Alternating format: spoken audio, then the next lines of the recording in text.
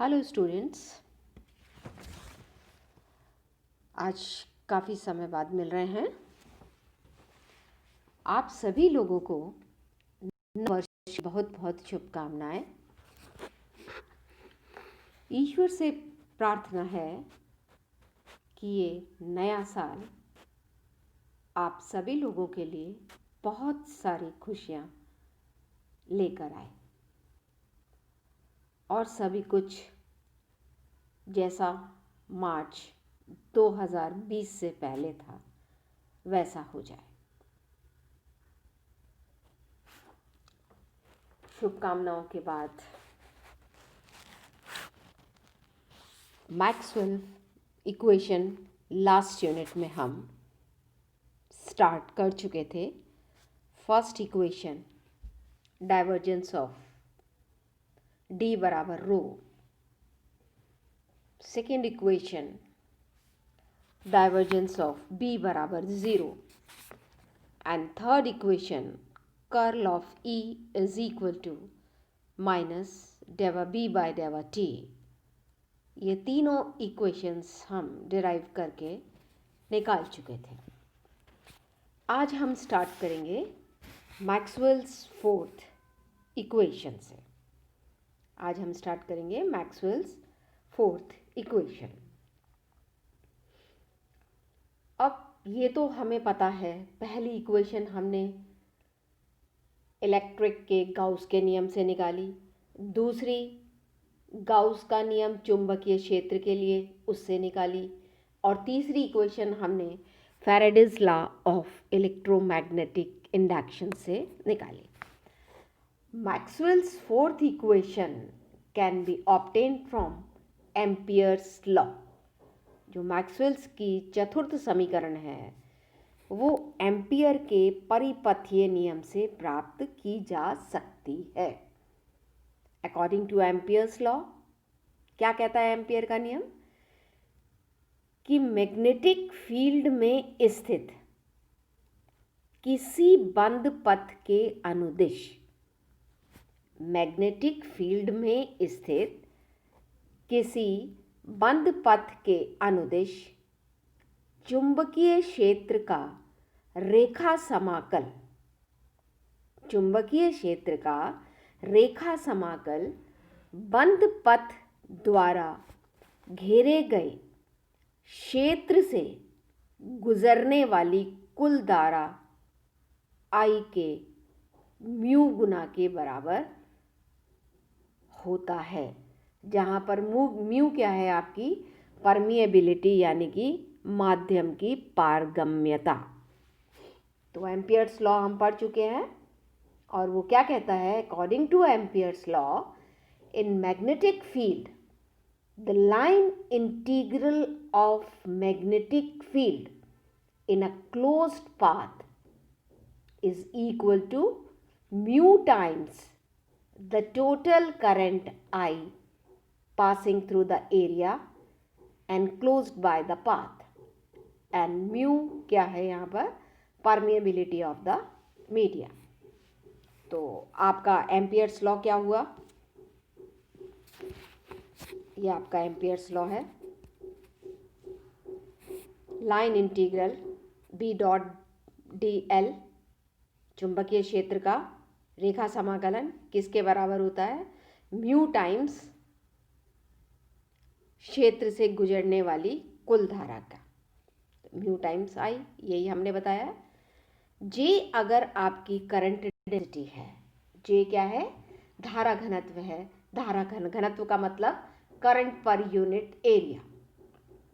तो जो value of current होगी पासिंग थ्रू एरिया S कितनी हो गई? I बराबर जे डॉट डी, क्योंकि टोटल ले रहे हैं, और जे क्या होता है? Current per unit area. तो टोटल करंट क्या हो गई? Integral of J dot d. अब आप इस इक्वेशन से आ जाइए, ये तो ऐसे ही हो गया b dot d l line integral, और आई की जगह हमने क्या रख लिया? Mu times j dot d. अब एक तरफ आपका सरफेस इंटीग्रल है और दूसरी तरफ आपका लाइन इंटीग्रल है। तो फर्स्ट यूनिट में हम पढ़ चुके हैं कि अगर हमको लाइन इंटीग्रल को सरफेस इंटीग्रल में कन्वर्ट करना है तो हम कौन सी थ्योरम यूज में लेते हैं? Stokes theorem to convert line integral into surface integral. तो जब हम स्टोक्स थ्योरम यूज में लेते हैं इस साइड में लाइन इंटीग्रल को सरफेस इंटीग्रल में कन्वर्ट करने के लिए, तो क्या आता है कि इस चीज़ का हमको क्या मिल जाता है? कर्ल मिल जाता है। और जब सरफेस को लाइन में कन्वर्ट करते हैं तो कर्ल हट के ये चीज़ आ जाती है। तो इसका कर्ल क्या हो गया? Del cross b dot d a is equal to mu j dot d a. अब आप देखिए कि दोनों तरफ आपके पास सरफेस इंटीग्रल है। Del cross b d a is equal to mu j dot d a. तो हम इसको इक्वेट कर सकते हैं। तो ये इक्वेशन हमारी क्या बन गई? Del cross B is equal to mu J. ये हमारे पास क्या आ गई? Del cross B is equal to mu J. अब हमारे पास जो असंगति है, असंगति मतलब इनकॉन्सिस्टेंसी, ये इनकंसिस्टेंसी लिख दिया है, ये गलत है। ये आएगा INCOP, एन की जगह आपके पास क्या आ जाएगा? P आ जाएगा। तो ये जो असंगति है वो अब हम देखते हैं एम्पियर्स लॉ में क्या है एंड मैक्सवेल मॉडिफिकेशन क्या है, उसका संशोधन क्या है। तो अब आप देखिए डेल क्रॉस बी बराबर म्यू जे। डेल क्रॉस बी बराबर अपने पास क्या आ गया? म्यू जे। तो इस इक्वेशन के दोनों तरफ अगर हम कर्ल ले लें, दोनों तरफ हम कर्ल ले लें तो क्या होगा? सॉरी, डाइवर्जेंस ले ले दोनों तरफ, तो divergence of del cross B is equal to divergence of mu J. और ये हम पहले पढ़ चुके हैं कि किसी भी कर्ल का डाइवर्जेंस हमेशा जीरो होता है, पढ़ भी चुके हैं एंड प्रूफ भी कर चुके हैं। Del dot del cross any vector is equal to zero. तो ये आपने लिया, तो ये चीज़ बराबर किसके हो गई? Divergence of any curl is equal to zero. तो ये जीरो हो गया, तो mu del dot J is equal to zero. तो आपके पास क्या आ गया? Del dot J is equal to zero. Divergence of J बराबर जीरो। पर एक हमारे पास स्टैंडर्ड इक्वेशन है, differential form of law of conservation of charge. Conservation of charge आवेश के संरक्षण के नियम की जो अवकल समीकरण है, जिसे हम इक्वेशन ऑफ कंटिन्यूटी यानी कि साम्यता समीकरण कहते हैं, वो क्या है? Del dot J plus del rho by del T is equal to zero. ये हमारी स्टैंडर्ड इक्वेशन है। तो इसके हिसाब से तो डेल डॉट जे बराबर क्या आ गया? Minus del rho by D T.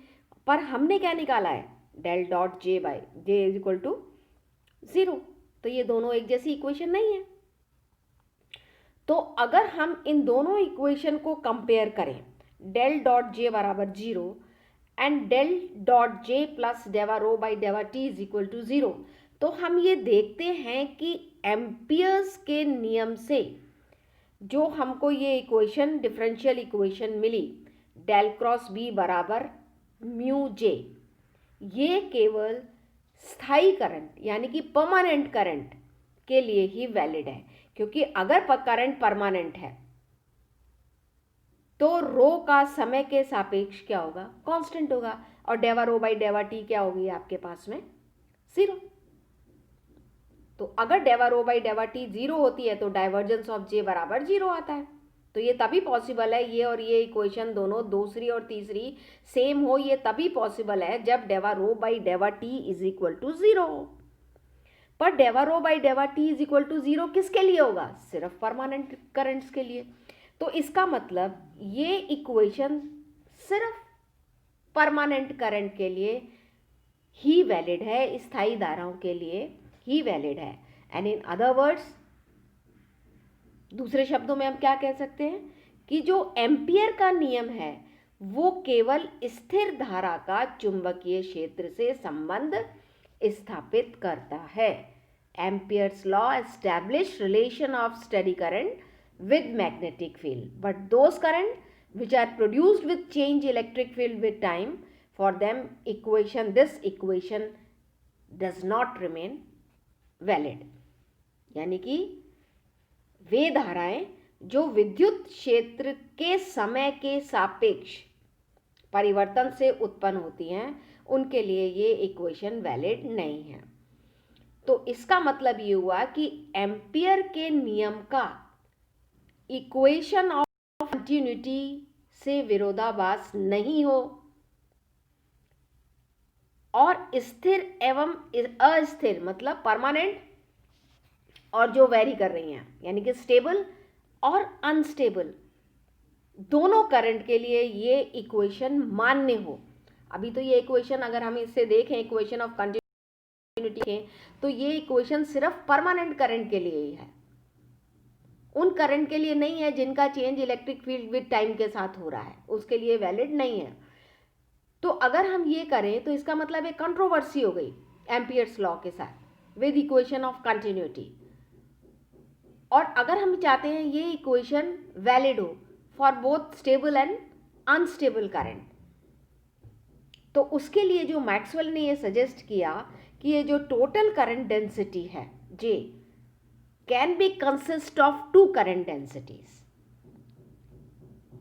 ये माना जा सकता है कि ये जो टोटल करंट डेंसिटी है, जो धारा घनत्व है, ये दो धारा घनत्व से मिलकर माना जा सकता है।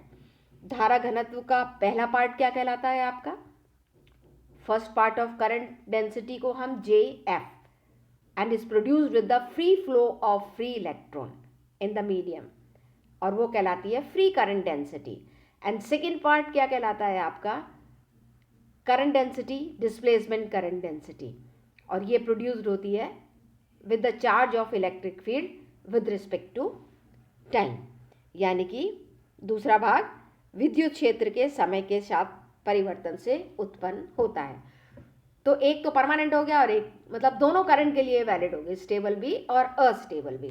तो जे को हम किस तरीके से लिख सकते हैं, तो आपके पास ये मैंने बताया कि ये पूरा जो मैं बता चुकी हूँ आपको ये ऊपर कि जे दो से मिलके बना है, एक हो गई JF और एक हो गई JD, एक हो गई फ्री करंट डेंसिटी, यानी कि पहला भाग क्या होगा, माध्यम में मुक्त इलेक्ट्रॉन के प्रवाह से उत्पन्न होता है, free flow of free electron in the medium, और इसे हम कहते हैं फ्री करंट डेंसिटी, मुक्त धारा घनत्व। और जो दूसरा पार्ट है वो कहलाता है डिस्प्लेसमेंट करंट डेंसिटी, यानी कि विस्थापन धारा घनत्व, इसे JD से करते हैं। और ये किससे प्राप्त होता है, ये घनत्व विद्युत क्षेत्र के समय के सापेक्ष परिवर्तन से। तो J बराबर क्या हो गया, JF प्लस JD। तो ये जो हमारी इक्वेशन थी डेल क्रॉस B बराबर म्यू J, इसमें हमने J की जगह क्या रख दिया, JF प्लस JD। अब आगे देखिए क्या होता है, अब इधर फिर वही ये इक्वेशन ये बन गई म्यू J डेल। अब इस इक्वेशन के दोनों तरफ वापस हमने डाइवर्जेंस ले लिया, क्योंकि हमें मालूम है डाइवर्जेंस ऑफ एनी कर्ल बराबर 0 होता है, तो ये चीज़ 0 हो गई और ये आपके पास ये आ गया। तो इसको हमने सॉल्व किया तो ये आ गया डाइवर्जेंस ऑफ JD बराबर माइनस ऑफ डाइवर्जेंस JF। तो जो इक्वेशन ऑफ कंटिन्यूटी है, ये जो JF है आप फ्री लगाएं या ना लगाएं, तो जो सिंपल J होता है उसका मतलब फ्री करंट डेंसिटी से ही होता है। तो इक्वेशन ऑफ कंटिन्यूटी भी अपने फ्री करंट डेंसिटी है। तो ये आ गया आपके पास, इससे डेल डॉट GF किसके बराबर हो गया, minus del rho by del T. तो ये चीज़ किसके बराबर हो गई, minus minus plus del rho by del T. Now from Maxwell's first equation divergence of D बराबर रो, तो रो के जगह आप डाइवर्जेंस ऑफ D रख दीजिए। तो ये क्या हो गया, डेल डॉट JD बराबर del by del T del dot D, या मैक्सवेल्स इक्वेशन। अब डेल डॉट JD हो गया और इसको मैं ऐसे लिख सकती हूँ del dot del D by del T, दोनों तरफ डाइवर्जेंस है तो ये कंपेयर किया गया JD बराबर डेवा D बाई डेवा टी। तो ये आपके पास JD की वैल्यू आ गई, जो आपकी डिस्प्लेसमेंट करंट डेंसिटी है वो किसके बराबर हो गई, D बाई डेवा टी, यानी कि जो डिस्प्लेसमेंट करंट डेंसिटी है, जो करंट डेंसिटी है JD is produced in the medium with the change of displacement vector, with the change of displacement vector D with respect to time. So this current is called displacement current density. तो आपने क्या देखा कि ये जो current density है ये आपके पास में क्या आ गई, JD बराबर डेवा D बाई डेवा T। तो ये किसके बराबर हो गई, जे डी बराबर डेवा डी बाई डेवा टी। तो किसके कारण से ये हमारे को मिल रही है, ये आपने देखा किसके कारण से हमें मिल रही है, ये हमें मिल रही है डिस्प्लेसमेंट वेक्टर के टाइम के विद रिस्पेक्ट टू चेंज से। इसलिए इस करंट को हम क्या कहते हैं, डिस्प्लेसमेंट करंट डेंसिटी कहते हैं। जो धारा घनत्व जेडी है वो विस्थापन सदिश डी के समय के सापेक्ष परिवर्तन से माध्यम में उत्पन्न होती है, इसलिए इस धारा को विस्थापन धारा घनत्व कहते हैं। अब आप इसका मान जो है जेडी का मान आप रख दीजिए। तो अब आपके पास में क्या आ गया कि ये विस्थापन धारा b dot d l mu dot j d ये थी हमारे पास स्टार्टिंग में इक्वेशन, ये आपके पास ये आ गई क्योंकि हमने जे को मॉडिफाई कर लिया और जे एफ प्लस जे डी लिख दिया। अब जे एफ में तो कोई दिक्कत ही नहीं है, वो ही रहेगी, और जे डी की जगह क्या आ गया आपके पास में del D by del T. तो आपकी ये इक्वेशन क्या बन गई, del cross B mu J F plus del D by del T. तो ये है आपकी Maxwell's fourth equation. Curl of H is equal to, क्योंकि यहाँ भी आपने क्या किया, ये जो है ना स्टोक्स थ्योरम लगाई और स्टोक्स थ्योरम लगा के लाइन इंटीग्रल को सरफेस इंटीग्रल में चेंज कर लिया, बी डॉट डी एल इसको करा आपने यहाँ पर। तो ये आपका कर्ल आ गया डेल क्रॉस बी, और दोनों तरफ सरफेस इंटीग्रल होने से इसको हमने इक्वेट कर लिया। तो ये आपके पास आ गया डेल क्रॉस बी बराबर mu J F plus del D by del T. तो ये तो आपका इंटीग्रल पार्ट हो गया और ये आपका डिफरेंशियल पार्ट हो गया मैक्सवेल्स फोर्थ इक्वेशन का। तो ये आपके पास में मैक्सवेल्स फोर्थ इक्वेशन हो गई, और वो क्या है, curl of H is equal to J plus del D by del T. अब आप इसको अगर एच की फॉर्म में रखना चाहते हैं तो बी बराबर म्यू एच होता है, तो हमने बी की फॉर्म में बनाई है तो बी बटा म्यू को एच रख दिया, तो ये आ गया। तो अब आपने देख लिया Maxwell's equation, dielectric media, divergence of e equal to rho by epsilon. Vacuum में एप्साइलन की जगह एप्साइलन जीरो आ जाएगा, और फ्री स्पेस में, जो कि फ्री स्पेस का मतलब नो चार्ज, चार्ज नहीं है तो चार्ज डेंसिटी भी नहीं है, जीरो हो जाएगी। तो ये आ गया divergence of E is equal to zero. तो अगर आपसे एक नंबर के क्वेश्चन में पूछा जाए write down the Maxwell's equation first in free space, तो आप क्या लिखेंगे, डेल डॉट ई बराबर जीरो। सेकेंड में कोई चेंज नहीं है, किसी भी मीडिया में हो, चाहे डाइलेक्ट्रिक में हो, चाहे वैक्यूम में हो, चाहे फ्री स्पेस में हो। थर्ड में भी कोई चेंज नहीं है किसी भी मीडियम में, पर फोर्थ में होगा। फोर्थ आप देखिए डेल क्रॉस बी बराबर म्यू जे एफ प्लस, क्योंकि बिकॉज डी बराबर एप्साइलन ई होता है तो हम इसको epsilon डेवा E by del T भी लिख सकते हैं, कोई चेंज नहीं है। वैक्यूम में एप्साइलन की जगह सिर्फ एप्साइलन जीरो आ जाएगा, परंतु फ्री स्पेस में चूंकि रो जीरो है, चार्ज नहीं है, तो करंट नहीं होगी, करंट नहीं होगी तो करंट डेंसिटी भी नहीं होगी। तो यहाँ पर करंट डेंसिटी जीरो हो जाएगी फ्री स्पेस में, और फोर्थ इक्वेशन हो जाएगी डेल क्रॉस बी बराबर mu zero epsilon zero del E by del T. तो ये है आपकी Maxwell's equation first, second, third and fourth, और इसकी वैल्यू हमने निकाल ली डाइलेक्ट्रिक मीडिया में, निर्वात में और फ्री स्पेस में, इन सब में हमने इसकी वैल्यू निकाल ली। अब हमारा मैक्सवेल्स इक्वेशन का टॉपिक तो ख़त्म हो गया। अब हम पहुंचते हैं जो हमारा नेक्स्ट टॉपिक शुरू होगा, इलेक्ट्रोमैग्नेटिक वेव। अब क्या होती है इलेक्ट्रोमैग्नेटिक वेव, तो थोड़ा सा इसका आइडिया ले लें। जो जेम्स क्लर्क मैक्सवेल था उसने ये बताया कि विद्युत एवं चुंबकीय क्षेत्र के लिए जो फंडामेंटल डिफरेंशियल इक्वेशंस हैं, जो बेसिक डिफरेंशियल इक्वेशन है for electric and magnetic field, उनको हम मैक्सवेल्स इक्वेशन कहते हैं, ठीक है। पर ये तो आपके पास बेसिक इक्वेशन हो गई और वो मैक्सवेल इक्वेशन हो गई, परंतु मैक्सवेशन जो इक्वेशन है वो थ्योरेटिकली क्या कहती है, थ्योरेटिकली क्या इस्टेब्लिश करती हैं, क्या इस्टेब्लिश किया कि वैक्यूम में, निर्वात में विद्युत तथा चुंबकीय क्षेत्र के परिवर्तन के रूप में,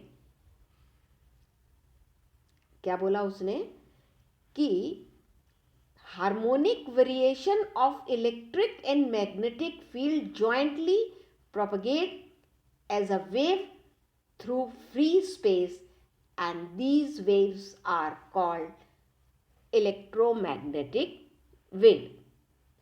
निर्वात में यानी कि फ्री स्पेस में विद्युत और चुंबकीय क्षेत्र के परिवर्तन के रूप में विक्षोभ तरंग रूप में गति कर सकते हैं, और इन क्षेत्रीय तरंगों को क्या कहते हैं? हम विद्युत चुंबकीय तरंग कहते हैं।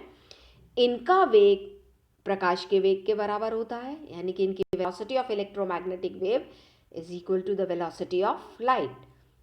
और इन तरंगों का प्रोपगेशन विद्युत तथा मैग्नेटिक फील्ड के आवृत्ति परिवर्तनों द्वारा होता है। किसके द्वारा होता है? कि इनकी velocity are equal to the velocity of light. According to Maxwell's, light waves are electromagnetic wave. और इलेक्ट्रोमैग्नेटिक वेव में जो इलेक्ट्रिक एंड मैग्नेटिक वेक्टर्स हैं, they are perpendicular to each other and very simple harmonically in the same phase in the plane. तो इसमें क्या होता है? इनकी गति विद्युत तथा चुंबकीय क्षेत्रों में सदिशों का मान सरल आवर्ती रूप से समय व स्थिति पर डिपेंड करता है। वैक्यूम में लाइट वेलोसिटी से ट्रेवल करती हैं 3 × 10⁸ मीटर पर सेकेंड। तो ये आपकी क्या कहलाती हैं? इलेक्ट्रोमैग्नेटिक वेव्स कहलाती हैं। तो अगर आप इनको थोड़ा सा फिगर से हम इसको समझें, तो अब आप देखिए, अब आप ये देखिए, ये अपन ने क्या बताया है, ये आपका जो फिगर है, इस फिगर को ध्यान से देखिए। इस फिगर से हम क्या देखते हैं? ये एक इलेक्ट्रोमैग्नेटिक वेव है। Electric field vector E, magnetic field vector B, and the direction of wave propagation of wave, all are normal to each other in electromagnetic wave. विद्युत चुंबकीय तरंग में विद्युत चुंबकीय जो आपका विद्युत सदिश है और जो चुंबकीय क्षेत्र सदिश है, वो परस्पर लंबवत समतलों में स्थित होते हैं। दोनों विद्युत क्षेत्र जिस प्लेन में है, वो कौन सा प्लेन कहलाता है? आपका एक्स और जेड, एक्स जेड प्लेन। वो कौन सा प्लेन कहलाता है? आपका एक्स जेड प्लेन। सॉरी,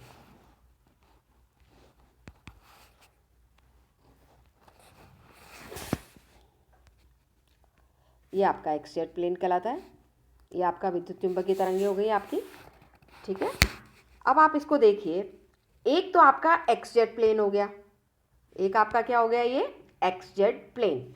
अब इसको मैं दिखाती हूँ आपको, ये देखिए, इसको एक मिनट, थोड़ी स्लाइड डिस्टर्ब हो रही है इसकी।